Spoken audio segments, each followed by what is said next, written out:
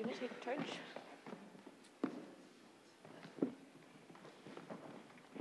Hi, my name is Paige Nygaard. I'm Yaniv Korman. And my name is Yula. And we're from College of the Atlantic, and this is our campus in Bar Harbor on Mount Desert Island. As you can see, it's on the water. We're very connected to the environment. Acadia National Park is basically our backyard. We're a very small college, about 350 students, but we come from all over the country and all over the world, all studying one major, which is human ecology. So we're looking at how humans interact with the built and natural environment. So sustainability is really at the core of a lot of what students do and learn and participate in at the school, whether it's in the classrooms, which such as like environmental law or marine biology, or it's in clubs or what we're doing in our day-to-day life.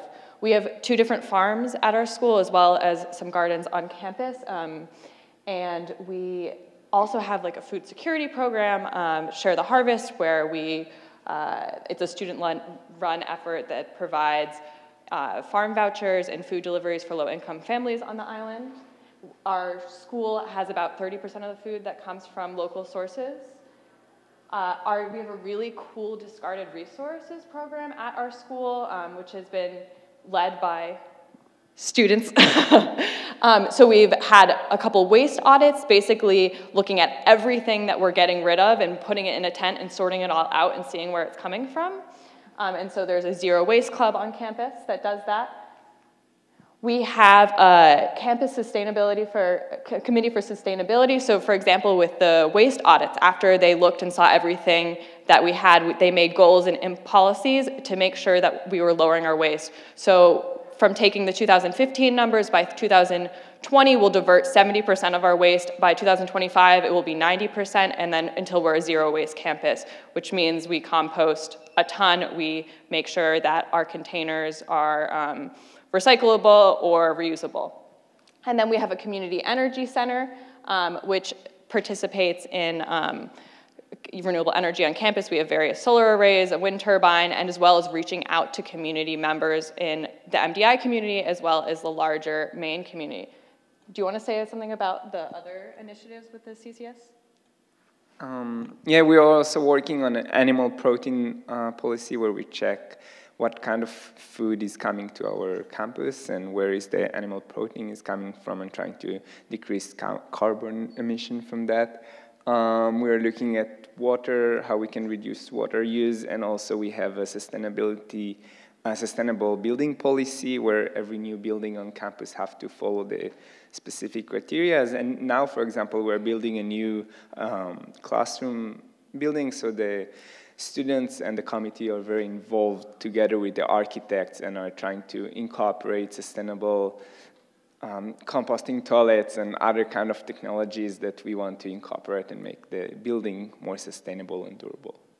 Yeah, so another thing too is by 2030 we're trying to be a fossil fuel campus. In the past we'd been carbon neutral, but have realized that we're not a super big fan of carbon offsets.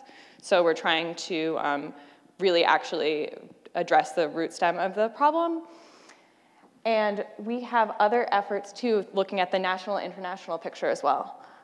Yes, so there's a space on campus called Earth in Brackets that's referring to some of the United Nations language that exists around climate change negotiations. And so they created a space so that students can learn climate justice organizing from other activists across the state, the country, and the world eventually. So we have students delegation going to the United Nations climate change negotiations so that the students can continue work outside of Maine, but also learn skills so they can then apply later on. We have a large international student population, so they can also continue doing work outside and afterwards once they graduate from COA. Yes, and we do sustainability in many different forms. So there are a lot of students who get involved outside of classes and doing the kind of discarded resources work, but we also try to really incorporate sustainability in a lot of the subjects that we offer. So there are classes on environmental law. Students can do independent studies or group studies if there's something that they're particularly interested in. And they can do senior projects, so something that they, instead of a bachelor thesis, they graduate with a senior project. And Yaniv did a really cool project that he's going to So we thought that it would be interesting to explain a little bit that I'll present my senior project, which was creating an edible food forest. And when I came to COA, I was always very interested in gardening and landscape. And I knew that there was a student 10 years ago who restored an old garden because our campus was originally, it was actually estates of summer people who would come and have summer houses on the island. So they had really beautiful gardens. And then when I came, I thought, I want to also restore a garden, but I want something that will be more connected with the environment. I don't want to just create a normal garden. I want something that will connect to climate change. And I knew about the problem of decrease of pollinators, decrease of biodiversity, and the problem that we have now between our food system and who we are. You know, people usually just go and buy groceries, and I wanted to think of a way to connect people and students to the food we eat. So there is this very 110 years old garden, and initially I was working with landscape architecture class where we restored the entrance arch.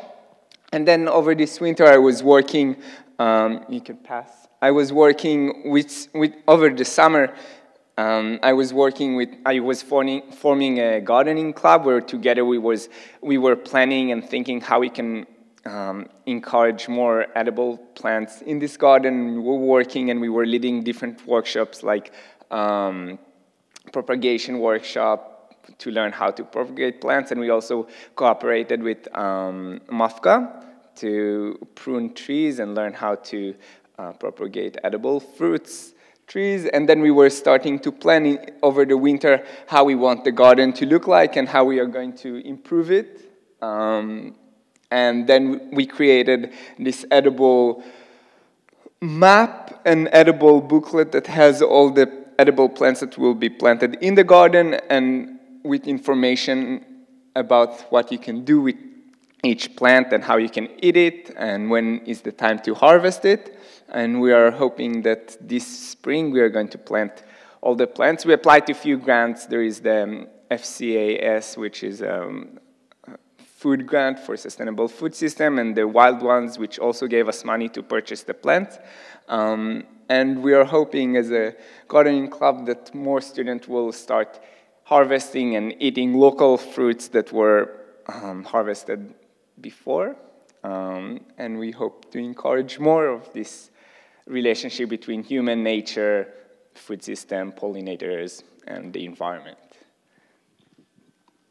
Yeah, so at COA, we think about trying to bridge different silos and working on all different intersections and ways of thinking about sustainability, that it's not just one way, but we have to encourage people to find their own passion and connect with others around different projects. So we'd love to talk to you about your projects and connect with you as well. Thank you.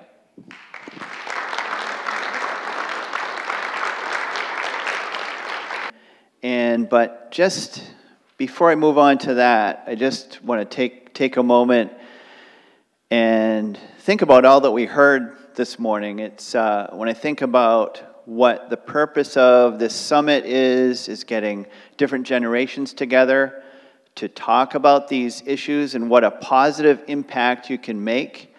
And the young people up here speaking today, you really covered your facts. You really know what you're talking about.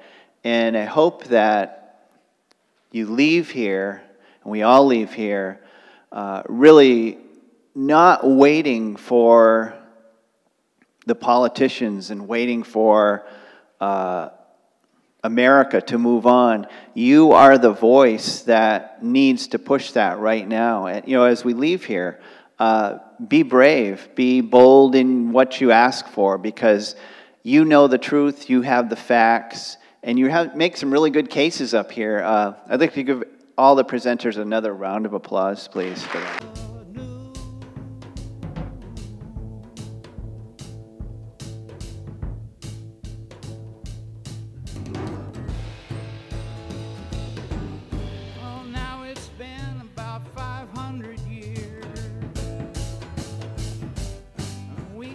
Taking what we give away, just like what we call Indian givers. sick and gives you shivers. I wish somebody would share the news. I wish somebody would share the news. I wish somebody. Okay, you're going live. So 2017.